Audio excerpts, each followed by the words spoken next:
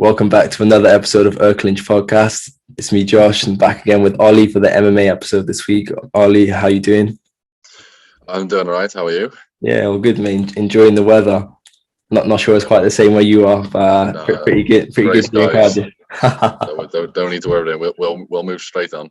Yeah. So on that note, yeah, we're going to be doing a post fight review of the UFC card last night. But before we get into that, I'd like to touch on something we've mentioned beforehand.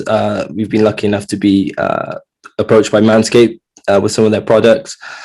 We tried them out ourselves. Very good stuff. They've actually given us a discount code for anyone who's watching this, and that's Clinch20. So if you do have a look at their products, all their links and etc. will be in the description. And yeah, if you can use our discount code, it goes a long way to helping us. And again, thank you to Manscaped for helping us out. Cool. So if we go straight into it then, do you want to start from the top? Yes, we'll start with Izzy. Sounds good. First, how do you think it went? So for those who, I'm sure everyone knows, but yeah, pretty shout out victory for Izzy. I think he won a unanimous decision. I think it was 50-45 on all the cards. So I think besides you can't get much more of a dominant win besides a knockout. So yeah, really, really good performance. I'm not sure what kind of high hopes I had for Vettori going in beforehand. I know obviously they had a bit of history with this sort of the split decision a couple years back, but to me, I think Izzy sort of won that fight as well. So yeah, pretty dominant performance. Do you think? Yeah, I would agree. And I also would agree with Izzy that Vettori does just look like an orc. he's a strange looking one, isn't he? He just looks like one. But no, I would agree. See, you look at the fights beforehand, and people were kind of making it out that it was going to be a closer fight than it was. And then when you see who they had that split decision, which I think Adesanya won that fight. Yeah, agreed. And when you see who they both fought from then on up until when they met again last night, it's not even comparable. Yeah, it's literally not even close. That's what I mean. You got Vettori. His last fight's Holland, doesn't it? Yeah, like his last fight, he got a good win over Jack Hermansson. That is a credible win. But then when you look at who Izzy's fought and the fights he's had to fight, it's really, it's not comparable. It's not close. Yeah, and it kind of just showed on the night that and I think Vettori is a good fighter, but he is not a world champion fighter. Yeah, I think it's just levels sort of are shown there, and like you said, I think it's not only sort of the type of opposition Izzy's had; it's the way he's been dealing with them as well. So, yeah, exactly. I think keep going. Yeah, so yeah, it's the way he's been dealing with them. He's sometimes he makes it look effortless. Sometimes he beats some of these top guys, and like you said, I think to compete with him, you've got to be fighting at the same level. And I think Vettori probably maybe not so much got gifted, but he was never supposed to go out and win. I don't think so. Fair play to him for giving it a go. I think he just sort of rode a bit off the split decision thing, as if it was a bit closer than we thought. Yeah. I don't know about that. And Izzy's gonna have that blemish on his record now of his first loss to Yan. But yeah, like personally, I think Izzy went up too soon to fight Yan. Like he weighed in for this fight at 183.5. Yeah, I saw that. Like he's not a light heavyweight, and if he wants to move to light heavyweight, he needs to do what John is doing, and he needs to take a good couple months out to build that weight up and make it the proper weight. He tried to go up far too early and far too quick, and he thought that's just a lot bigger than him. Yeah, because I agree there, because I think like when I saw I think it's 183 and a half, I thought like he's got no business being. He's obviously a big guy, but if that's what his championship weight is, and he's probably not even weight cutting super hard for that, he probably had no business being at 205 either way. So yeah, like you said, it's a process. It's not just filling out. It's you got to do strength training. You got to really get the muscles up to be able to compete there. Because when you see like Yan, he's a big 205 as well, isn't he? Yeah, so he's a big guy. You could quite easily fall into that heavyweight category, I'm sure, if he decided to blow up. So yeah, and that's the thing. So I a lot because of that loss, I think people then, and the split decision with Vettori previously, I think they gave Vettori more of a chance than they should have. Whereas I personally didn't consider that loss going into this fight. I just looked at what he's done at middleweight, and that fight with Calvin Gastelum has proven he's not just one of the most technical fighters in the division, or the most technical fighter in the division at the moment. he's also he's got heart and he can dig deep when he needs to. Like when it gets to those tough rounds and he's been through the adversity, he can still keep going. And then he's also got the skill, whereas Vettori kind of, it showed in this fight, he comes forward, he puts a lot of pressure on, and that's about it. And it's like that will get you into the top 10 if you're as good as Vettori is at doing that.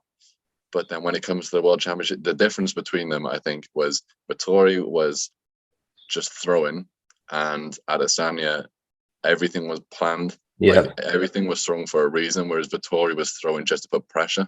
Yeah, I think that's the key, really. I think, I don't know, just watching Izzy when he's in his flow, to me, it's just so satisfying. Like, just the level of striking is just it's another level. Like you said, it's like he's got a catalog. His catalog is so wide of what he's going to throw.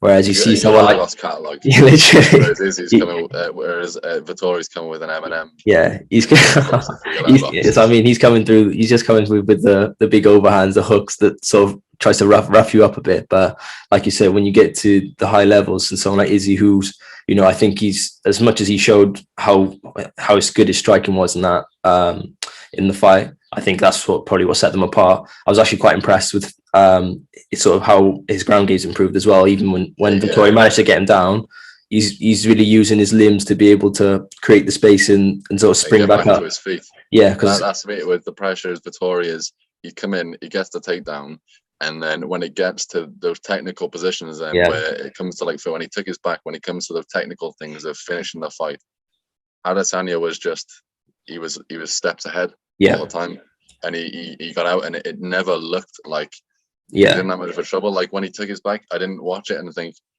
shit. I just thought he's got that position, but that's as far as he's gonna get with it. And then he got out of it, and he ends up taking top. Yeah, agreed. Yeah, but yeah, generally, I think excellent performance on Adesanya. Going back to sort of the Yan stuff, you wouldn't have even thought that he'd come off. That's him coming off a loss, because the composure he had throughout, and just even his temperament, even before the fight, I think he was right in his head, wasn't he? Putting all the sort of pre-fight stuff. So it looked like he was fighting off of emotion. Yeah, far too much. And that's what. And I think that you sort of mentioned, you hit the nail on the head earlier when you said, you know, he just has this element of composure when he fights, and every strike he's doing, you know, it's a combo, or it's calculated. Whereas I think other people tend to just sort of hope and see what happens. There's always sort of a method with Izzy, and I just think, I don't know, I think at middleweight I just really find it hard to see who sort of beats him. Exactly, but moving on to that point, next has to be obviously Robert Whittaker. Yeah, of course. How do you see that fight going?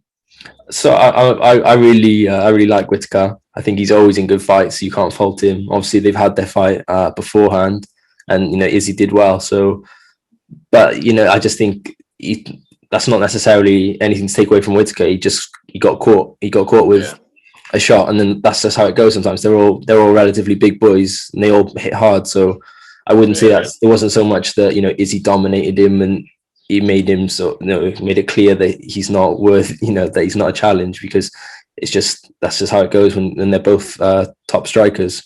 So I think either way it'll be a good fight. I probably still would lean towards Izzy, just because I think even but since that fight he's sort of gone to another level as well. And whereas Whittaker, while he's decent on the ground and decent wrestler and stuff as well, he's sort of naturally a striker too, I would say, predominantly. So I think they're probably on similar levels, but I just think Izzy's probably got a bit more, like I said, a bit more of an arsenal to work with. But yeah, it'd be a good fight either way. I think he's more crisp and he's more precise with his striking, and that just comes from his I think his kickboxing background. With over 50 fights in kickboxing, and Bobby Knuckles as well. My favorite nickname of any fighter is. That's sick, isn't it? Yeah, such a sick name. But he rebounded from that Adesanya loss as well, with the wins over the likes of Kelvin Gastelum. So he is also now, you can say he's on a bit of a tear. He beat Darren Till as well. Yeah, Till, Cannonier as well. He was supposed to be a bit of a boogeyman. He's back into this fight, and he's not coming in as just your average challenger. This is another world championship level fighter. That's what I mean, and I think like to see the fight in Auckland as well. The last one was in Australia. This one's got to be in. Yeah, I saw Izzy mention that. I think it makes sense, doesn't it? I think it's kind of a nice little rivalry they've got going on there. Makes sense to get it in Auckland. Sort of, give Izzy the home advantage this time. That might be the difference. But I think a lot of people forget how dominant Whittaker was when he was champion himself. Anyway, he did look a bit unbeatable for a while too. So 10 rounds with Romero. That's what I mean. Yeah, and that's never an easy fight for anyone. So yeah, it'd be a great fight either way. But yeah, I think it's definitely got to be him next. I know there's been some talks about maybe Darren Till slipping in there, but I just don't see how he would deserve that. I think Till needs another fight, another big win. A big win, he needs, doesn't he? Yeah. So my question to you then would be: your head obviously says Izzy would win that fight, but who would your heart want to win that fight? I don't know. It's hard, that one. I think I like both fighters. I think there's some fights within the UFC where you just sort of like, we'll touch on one after this, but you sort of always have a soft spot for, because he's just an honest guy, and you can't help but love Bobby Knuckles. So I don't think I'd necessarily have a preference, because I am a big fan of Adesanya too, and sort of his demeanor, and he's very much, he doesn't try to be anyone else. He's very confident in being like a nerd and things like that as well. It's enjoyable to watch him just take the piss out of you, because he does it like Adesanya takes piss out of people like we would take the piss out of our mates. Yeah, and it's just funny. And then Robert Whittaker is just a normal guy. He's just an Aussie guy, like, isn't he? Yeah, that's exactly who it is. The fans win either way. That's the key, I think. But it's just one of the fights where you don't want to see anyone lose. Yeah, obviously someone has to lose, and on that night I don't think I'll be supporting either one of them. I'll just to be happy to see the fight. Yeah, exactly. Agreed. Yeah, so I was going to say, sort of round off on this then, assuming that fight goes ahead, do you think Izzy sort of just hangs around middleweight till everyone's cleaned out, because he's kind of running out of people a bit now, isn't he? So I think that moving up for him may have kind of proven a point that if he was to ever go up, he needs a long time to put that weight on. So personally, I don't think he moves up. I think he cleans everyone out. Yeah, and I mean, like the top 15, and I think he knows now middleweight is his division. Yeah, that's where he's king, and he doesn't need to move up. Yeah, and it seems like it's not. Yeah, if he was really struggling for fights, I would get it. So I agree. It might be sort of Anderson Silva reign kind of style, and it just that's his division. And if you want to, let the young bucks come and sort of take out the old lions. But yeah, I at this moment in time, I think he's top dog. So he's always going to be in good fights. So good performance again. I think it's kind of half McGregor's fault. The thing these champions wanting to go up and wait to go and fight another champion, because obviously that's where the money is. Like, but I'd like to see a champion, if they were to ever go up in weight or down in weight to go and fight another champion, I want them to have cleaned out the division first. Yeah, agreed. No, it's not like he's just won the belt. And now he's going off to go and fight another. It'd be undeniably, this is the best fighter at this weight. Yeah. And now he's going to go and fight this other guy.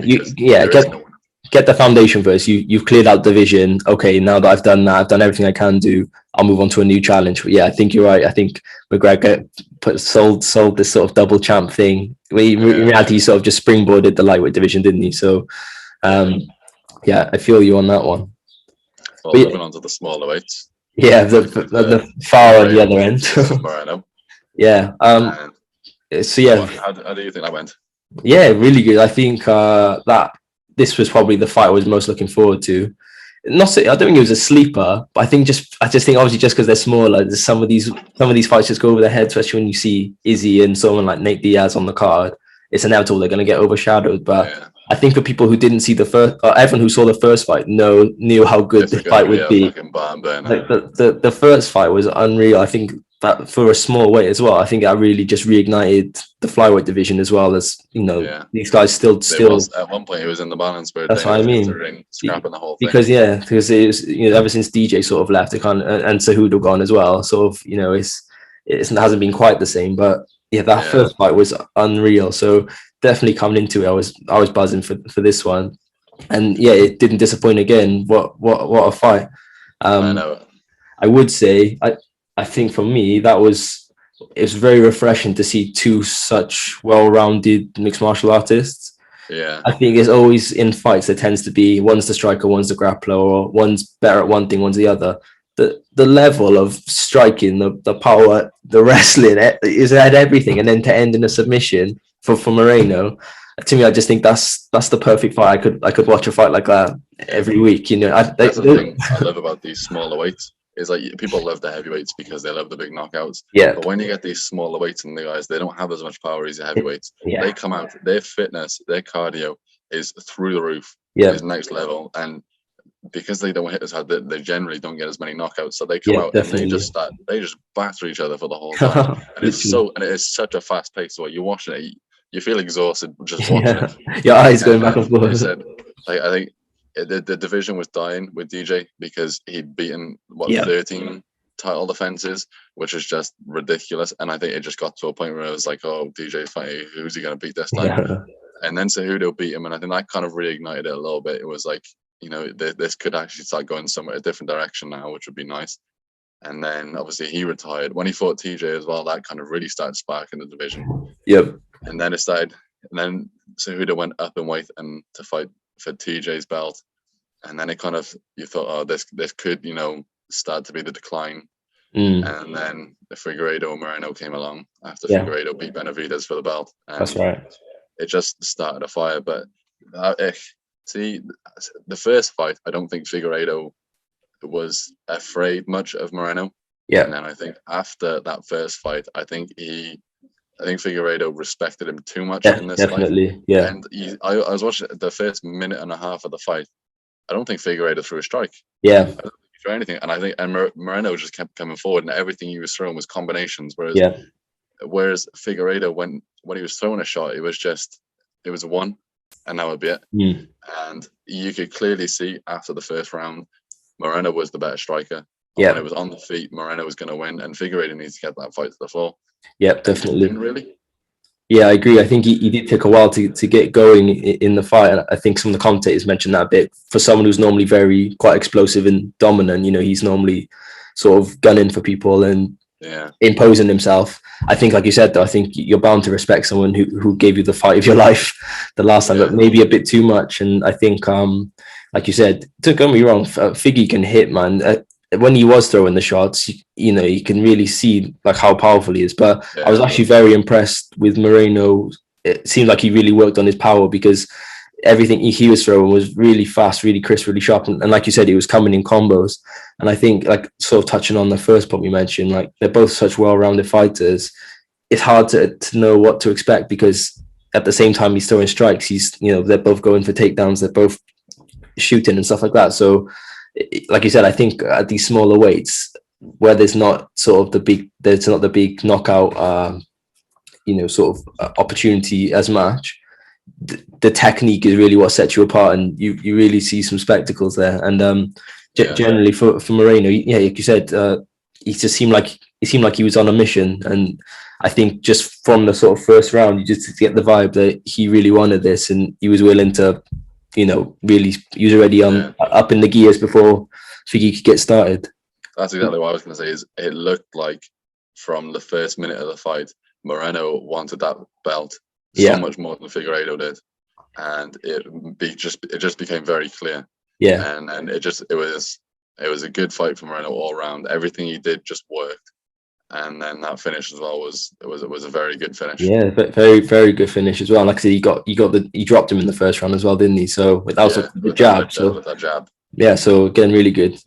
He got back up and everything, but for the finish, he really worked hard to get the choke in the end as well. It looked like he sort of had it, and then Figgy just had his arm under a bit, so it's under his chin stopping it. And I think he faked the punches a bit. He obviously landed, faked them a bit, and then as he went to defense, he just went straight back to the choke. So he just kept working for it. And he just got it, and even in that situation, it just looked like he. Once he kind of felt like he could get that choke, he was going to get that choke. He was adamant to get that choke, and he just wanted it more. Yeah, definitely. I'm not sure what his background was, but like I said, he seemed like he could do everything on that night. Like I said, there's even the choke. Obviously, it's quite one of the more, I say basic, is one of the more popular submissions. But just once he got the hooks in, it looked like that was it. He's like, even if I don't necessarily get the choke, I'm just gonna stay here and wear him down as much as I can, whether it's beating him up in the face or just trying to attempt the choke just to keep him on his toes. Yeah, he looked like a sort of like a man possessed, didn't he? I think the key was he didn't let Figgy get into the fight. So it seems like that's the way to go. And first born Mexican champion as well. Yeah. Like Cain Velasquez, but he was American. Okay. But I was so surprised. When they mentioned that, I was thinking, I was really surprised first. I thought, surely there must have been one. But then, yeah, like you said, when I was trying to think back, I couldn't really think of one. Like you said, all the Mexicans are boxers, aren't they? Yeah. They're just tough boxers. Whereas now definitely. they're all starting to transition to MMA as well. So I think they're all just fucking hard, I reckon. I think they just it's just a natural progression. I think they can just all fight. Yeah, I think any sort of combat they'll find a way to succeed in that. But really good. I think if we going back to the flyweight situation, it is still a bit of a quiet division on the most part compared to the others. But I think a lot of people would be happy to see that fight again because how good how good it's going to be. So that's the sort of high level fights people would love to see all the time. Yeah. So I'm not too sure what's planned for him. I'm sure he's just gonna take his time and enjoy the win. Lord knows he probably had a hard camp and everything. But Moreno generally seems like he's got an opportunity to be quite a popular guy as well. He seems very humble, seems very just likable generally when he's talking. So, do you watch the I can't even remember what it's called now. The UFC series they did before the fights. Oh, the embedded thing. Yes. Embedded. Yeah. And they go to Moreno and he's in his house and he's just got all these like pop figures, and all sorts, and everyone's just like, this is just a nerd. That's what I mean. Insanely good at fighting. That's what I mean. That is just like a normal person. I think it really. I think as we mentioned earlier, sort of Whittaker and things like that. There's certain people within the UFC. I think particularly, that you can just tell they're authentic and they don't try to. They're relatable. Yeah, they don't try to be anything else. They're just them, and I think it really rubs off well on a lot of the fans. So, I think he's got a really good. Whether he goes for the sort of rematch again, or I say rematch, the trilogy, because I said it's going to be a good fight. I think he's got a really good chance of being a good flag bearer for the flyweight division now, and I think they definitely needed that. So, be interesting to see where he goes. But yeah, excellent fight. I think fight of the night for me again. And moving on to the fight just before the co-main, the one that probably was talked about more than any other fight on this, Edwards versus Diaz. How do you think about that?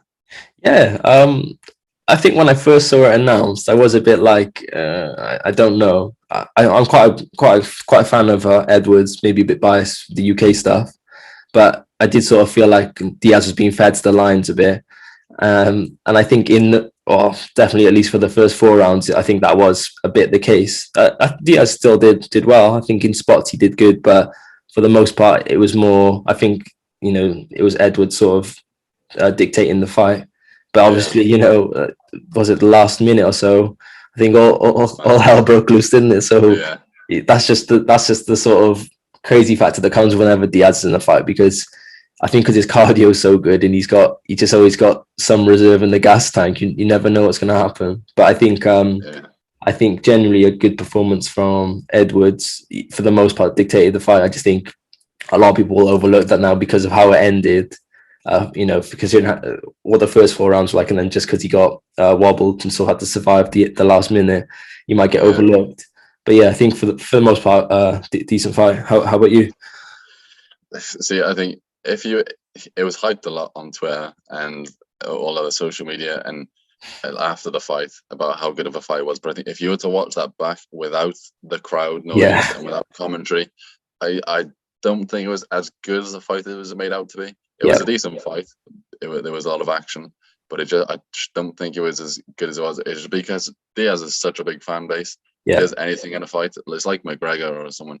They land anything in a fight, the crowd goes mental. And the key is, I think, it's like a casual fan base as well. So I think they don't try and look into it too much. It's just is he doing something? Whereas I just don't think it was as mad as it was kind of made out to be. I think the last minute kind of made it sort of stand out a little bit. But Yeah, he agreed. wasn't. The thing that Diaz has one of the best 1-2s in all of MMA. It showed it against like this is his go-to, isn't it? yeah, like in previous fights he's landed it, and it's the punch that always land for him that do damage. If any punch does damage, it's just 1-2s. And I'm pretty sure just before McGregor went to shoot in for the takedown in the first fight, he landed a good 1-2, and that that's right. McGregor back a bit, and that's why he went for the takedown. Yeah, his boxing is crisp. It always will be. And then he's a black belt in BJJ, so he's always a danger on the floor. Like when he almost got that the leg lock. Yeah, that's right. Edwards kind of controlled the fight from start to finish. Yeah. But the only thing, I don't feel like Edwards' stock rose at all from that fight. I think he needed to come in and needed to make a statement if he wanted a title shot afterwards. Yeah, I think that's what it gave him the Diaz fight. Agreed. And I think with Diaz, as much as everyone loves him, that was the perfect opportunity for him to make that statement. Don't get me wrong, he's like a zombie for half the time, Diaz. So I don't blame him for like not being able to put him away. But like with the cuts and things like that, I just could not but feel like Edwards had another gear to go. I don't know. It was like he was. Don't get me wrong. He was in control of the fight, so you can only sort of you cannot even mention it here and there because either way you controlled the fight. But I just feel like that was a perfect opportunity where he doesn't have that bigger sort of fan base compared to the likes of Diaz. And if you think he's going to be in next title shot, potentially, I think like I said after the fight as well that Colby's still number one. Yeah, that's what I mean. So I think he sort of missed the trick a bit there to get a good win over Diaz, because Diaz's fans won't care that he lost. They'll be like, "Oh, did you see the end?" And that's the annoying thing. And I just think he had glimpses of he looked really good. But I just feel like Diaz leg kicks, like that's you've seen what you can do. That's done to him before. It's just how he stands. Yeah. That's like the Dos Anjos fight. That's right. Yeah, he destroyed him. That's what I mean. Like Edwards had a few of them, but I just thought I was watching. I was thinking, just do more there. At one point, he almost dropped him from it. Like you can see his leg almost went out. Right. And I just think like what, like what, I don't know what he was waiting for. I'm not sure if maybe it was the occasion that got to him. It just felt like there was something a bit missing. Again, I personally think Edwards is a very well-rounded mixed martial artist, so he's got great potential. But there's I'd be a bit frustrated if I was him, because Diaz is a very beatable guy.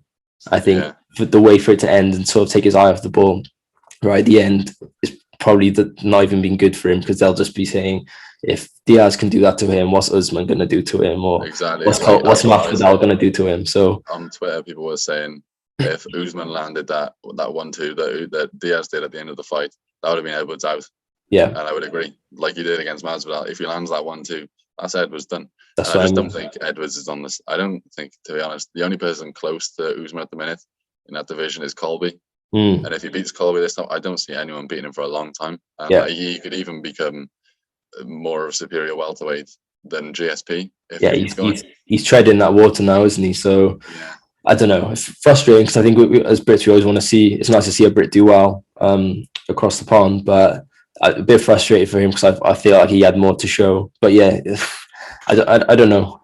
Could have been better. But to be like, do you remember when Amanda Nunes fought Ronda Rousey? Yeah. And all the hype, even though Nunes was champion, all the hype was around Ronda Rousey. Yeah. And then Nunes went in and just absolutely destroyed her.